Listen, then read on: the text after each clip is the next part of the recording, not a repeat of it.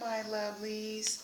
Well, I just want to share with you the next day after my higher macro day.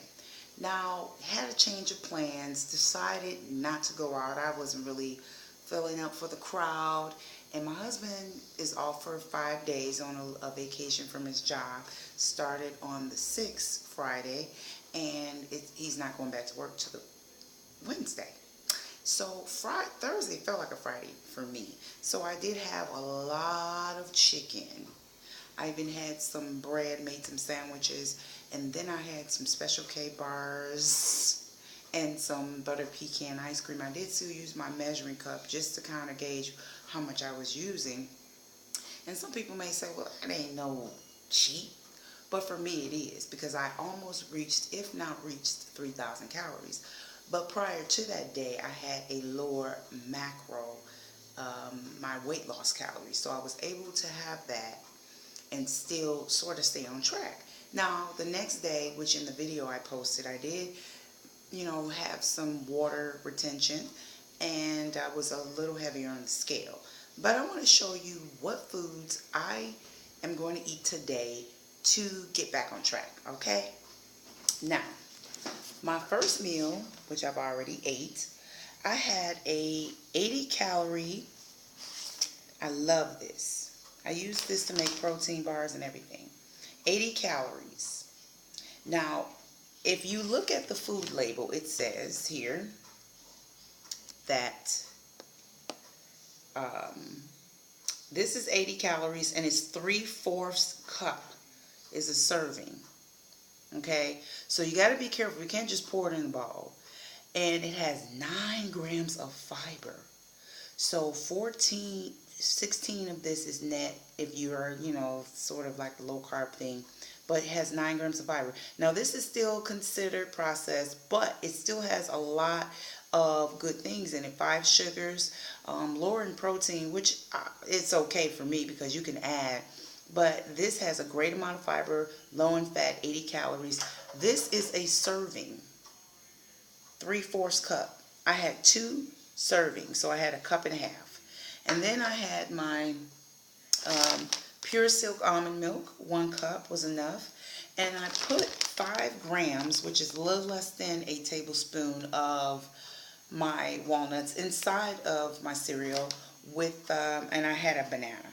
Okay, so now we're arriving at my second meal, which I haven't eaten yet. This is a low-fat omelet. I put my vegetarian cheese. I made some homemade pancakes with coconut flour. I'm going to have some Kroger sugar-free syrup. And then I put about 5 grams, which is a little less than a tablespoon, of walnuts with some sprinkles of unsweetened coconut flakes. So this meal it's roughly about 300 calories. This one was about 300 calories. So that's about 6 so far after I eat this.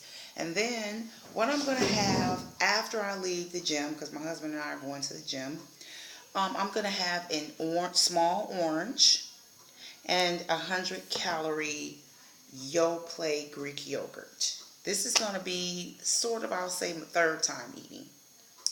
Then, my 4th time is going to do a little lower in carbs since my first meal was higher in carbs with the banana and the cereal. This is a salad. I have on here 1 medium egg. See, I have the yolk with the healthy fats. I have 1 strip of turkey bacon, 65% fat-free. I have the romaine lettuce mixed with the spinach. I did go ahead and saute some onions, but I didn't use any oil. I used water. And I do have 3 ounces of chicken, skinless chicken breast, and I put some craisins on there. The dressing that I'll be using for my salad is fat-free honey Dijon, and this salad is about 250 calories, so, doing good so far. And then after that, I'm going to have my red plum with a teaspoon of coconut oil with that. The coconut oil is the healthy fat, medium chain fat, so it doesn't clog your arteries whatsoever. And then the fat will help keep the blood sugar stabilize, even though this does have fiber, it still helps even further because it doesn't spike your insulin level. You know, when you eat sugars, it spikes your insulin, and insulin is a fat storage hormone. So the more insulin you're pumping out, the more your body is storing fat. So you want to kind of keep that insulin at bay by keeping your blood sugar stabilized and having a healthy fat with your sugars, your fruits, and even having some protein. I might even put like a tablespoon of protein, or some kind of protein with it. I'm not sure, but definitely I'm having this. And then my last meal of the day, which I haven't prepared yet, I'm going to use 1 serving of quinoa, which is, it's a seed, but people use it like a grain, like rice. And this, because it is a seed, it doesn't spike your blood sugar. It does have some carbohydrates in it, and it has some fiber in it, but it really keeps the blood sugar stabilized. And here on the side, I do have some shrimp, salad shrimp, that I'm going to saute with my mushrooms, onions, bell peppers. I have some carrots, some celery. This is all going to be one meal. So the quinoa is about 100, it ranges from 150. This is 170 calories. The shrimp here this is 2 ounces. So the shrimp is about 60. So this meal here is about 220 calories. This is about 80 calories. So this is about 300. This here is about 300. So that's 6. This here is about 150. So that's 750. Then you have here 300 and 300. So that's 1350. 100 calories, 1,350 calories for the day. And I may add a cup of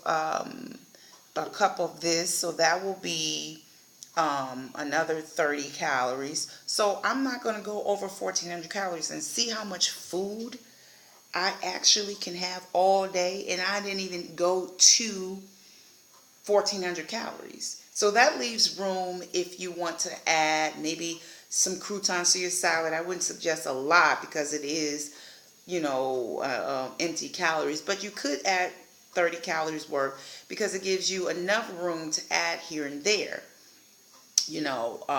So just wanted to update you on the day after my higher macro day, so that you can see how to get back on track once you do have those higher macros. All right, and you can still have fun with food. This is a colorful line of food. It's not boring at all.